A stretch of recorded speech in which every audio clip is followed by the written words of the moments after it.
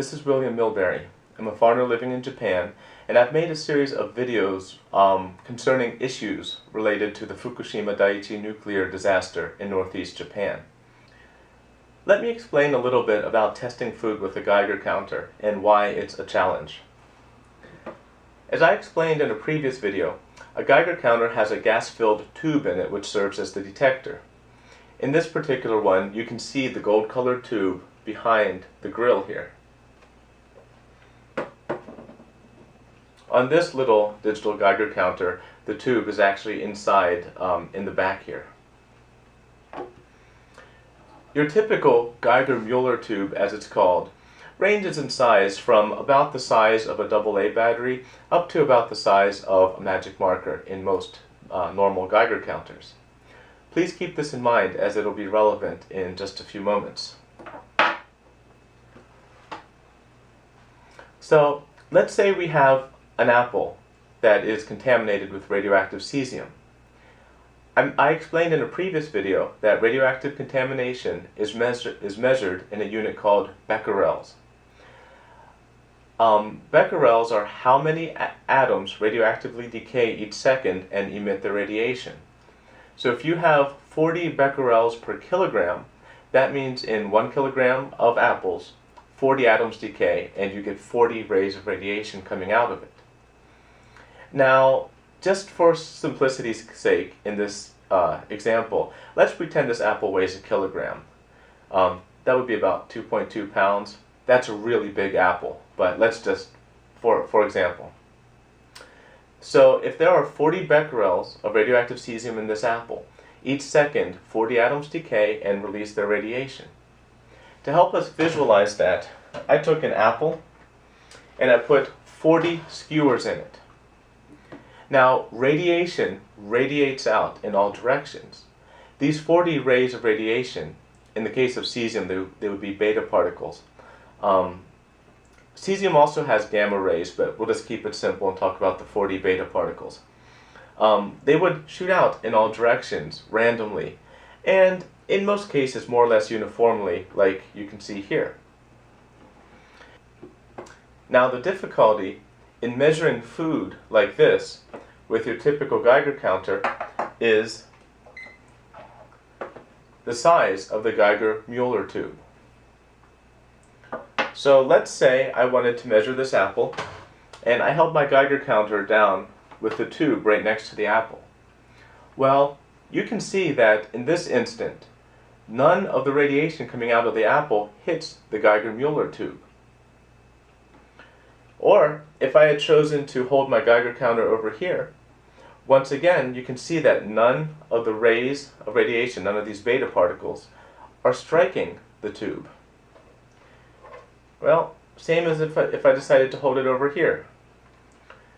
You can see that with a few dozen becquerels, or even maybe a few hundred, the radiation is sufficiently distributed and spread out, such that the chance of it striking a small detector, we'll say this is our detector, in any given second is quite low.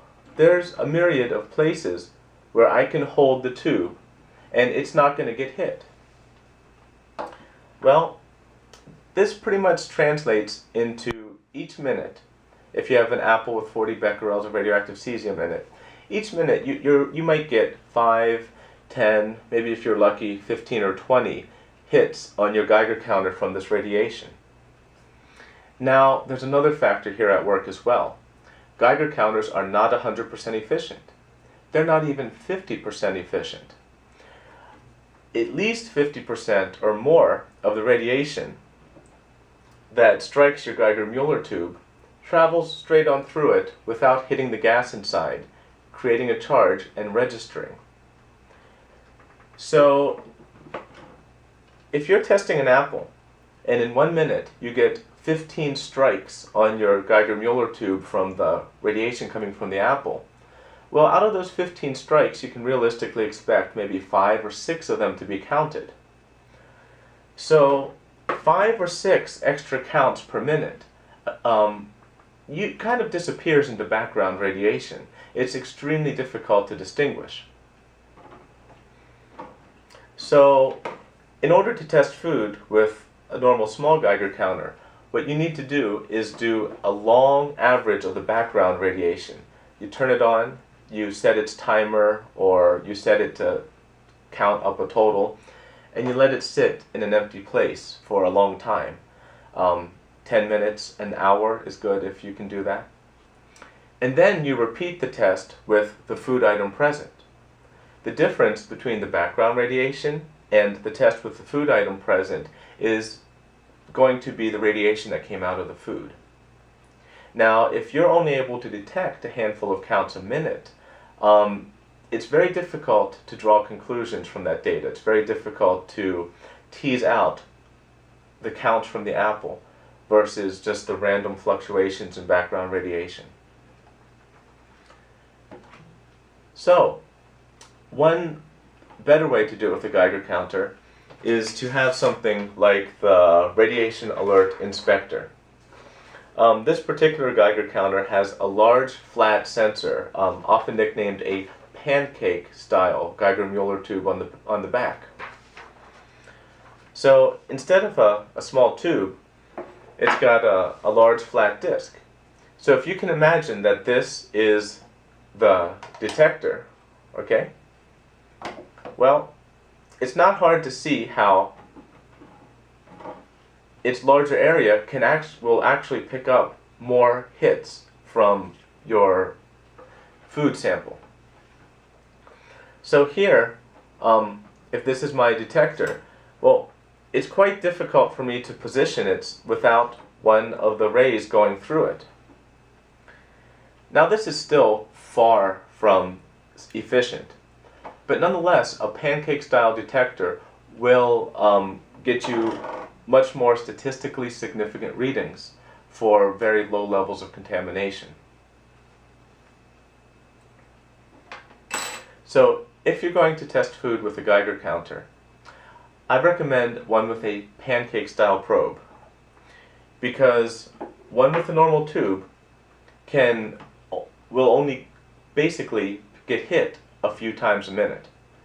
And out of those hits, due to its efficiency, only a few of those will be counted. And it's very difficult to tease out the difference between radiation from the item and the background radiation. And if you can imagine a much larger detector, you have just a much greater potential to get more of the counts that are coming out of the contaminated food. Now, in this example here, I did 40 becquerels. The reason I did that is because I remembered reading an article back on August 14th from the daily Yomiuri Online, where a peach farmer talked about having 23 to 54 becquerels of radioactive cesium in his peaches. Likewise, on the random test results on September 27th, one of the things I referenced in my last video were some grapes from Fukushima Prefecture, which tested as having 40 becquerels. So I thought 40 was a relatively reasonable figure for fruit. Just one more brief thing I'd like to point out. As consumers, we have access to Geiger counters, and it's the most practical tool that we have. Laboratory equipment is just exceedingly expensive and really outside of the realm of consumers. Laboratories use various types of equipment. I'm not familiar with all of it, but I do know one thing that they use is called a scintillation counter. A scintillation counter is a device where you put the sample in, and it is sealed and shielded from outside radiation. Radiation from the sample hits a special scintillation material which glows when hit by radiation. Very sensitive photoreceptors then record the glow, analyze that, and convert that into data. These scintillation counters can look at the brightness of the glow and determine the energy of the gamma ray. And then from there, it can tell you what substance is in the food. For example, radioactive cesium or radioactive iodine.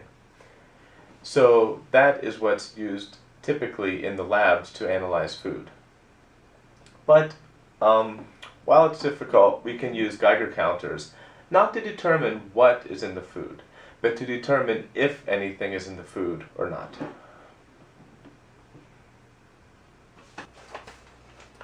Okay, that's all for this video. I hope this helps you understand testing food with Geiger counters a little bit better and the challenges. It's not impossible though, and with the right equipment and a little patience, you probably can determine pretty clearly whether your food is putting out radiation or not. Thank you for watching. I'll be back in the future with more information.